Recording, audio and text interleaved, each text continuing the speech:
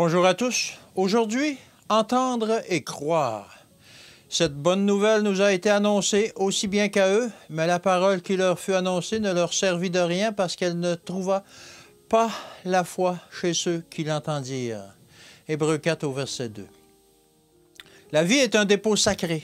Le Christ nous a donné ce temps présent afin que nous nous préparions pour les demeures célestes. C'est selon la vie que l'intermédiaire humain mène au cours du temps de grâce qui lui est accordé que son cas sera décidé par celui qui juge. Nous devons comprendre qu'il nous faut exercer cette foi qui est acceptable aux yeux de Dieu, la foi qui travaille par l'amour et purifie l'âme. Sans la foi, il est impossible d'entendre la parole afin d'en profiter, même si elle est présentée de manière la plus frappante.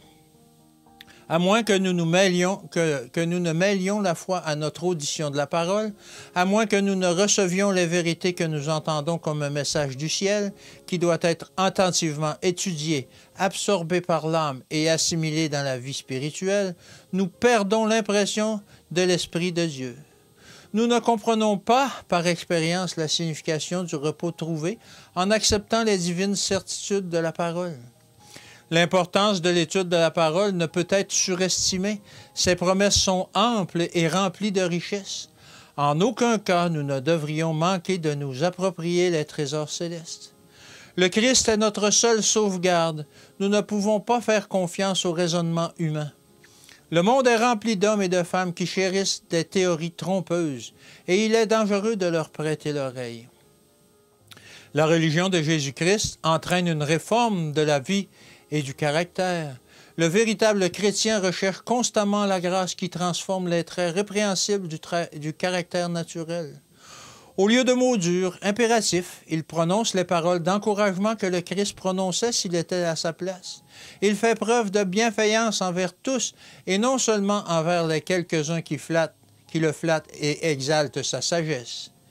La pureté et la sainteté révélées dans la vie du Christ rayonnent de la vie du véritable chrétien. Les chrétiens doivent être dans le monde des messagers de lumière, brillants au sein des ténèbres et du péché et de la criminalité.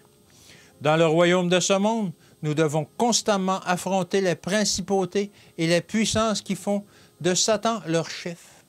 En suivant l'exemple du Christ, en prenant leur croix et en renonçant à eux-mêmes, ceux qui reçoivent le Christ, la parole, deviennent enfants de Dieu. À tous ceux qui l'ont reçu, à ceux qui croient en son nom, elle a donné le pouvoir de devenir enfants de Dieu. Jean 1, verset 12. Ils sont vainqueurs de la bataille et de la vie, car ils ont revêtu l'homme nouveau, qui se renouvelle dans la connaissance selon l'image de celui qui l'a créé. Colossiens 3, 30. Alors bonne journée et à demain.